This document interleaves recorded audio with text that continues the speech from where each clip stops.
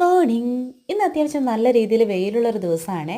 അതുകൊണ്ട് തന്നെ രാവിലെ നമ്മൾ നമ്മുടെ ലോട്ടസ് ഗാർഡനിൽ വന്നിട്ടുണ്ട്, നമ്മുടെ സുന്ദരികളായ പൂക്കളെയൊക്കെ ഒന്ന് കാണാനായിട്ട്. അപ്പം നമ്മുടെ കണ്ണിൽ ആദ്യം പെട്ടത് നമ്മുടെ സുന്ദരിയായിട്ടുള്ള കമേലിയാണ് കേട്ടോ. വലിയ വലിപ്പമൊന്നും ഇല്ലാത്ത പൂക്കളാണ്, എങ്കിലും ധാരാളം മൊട്ടുകളും പൂക്കളും ഉണ്ട് കേട്ടോ. നമ്മുടെ കമേലിയ ഇപ്രാവശ്യം ഒരുപാട് പൂക്കൾ ഇങ്ങനെ തന്നുകൊണ്ടേയിരിക്കുകയാണ്. അതുപോലെ തന്നെ നമ്മുടെ ട്രോപ്പിക്കലായിട്ടുള്ള വാട്ടർ ലില്ലീസാണ് ഒറ്റ ദിവസം പോലും റെസ്റ്റ് എടുക്കാതെ സത്യം പറഞ്ഞാൽ കണ്ടിന്യൂസ് ആയിട്ട് പൂക്കൾ തരുന്നത്.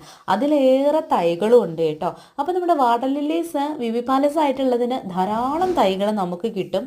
അതുപോലെ തന്നെ നമ്മുടെ താമരകളെല്ലാം തന്നെ കാവേരി, തമോ, അതുപോലെ തന്നെ നമ്മുടെ പിങ്ക് ക്ലൗഡ് എല്ലാം തന്നെ ധാരാളം മൊട്ടുകളും തരുന്നുണ്ട്.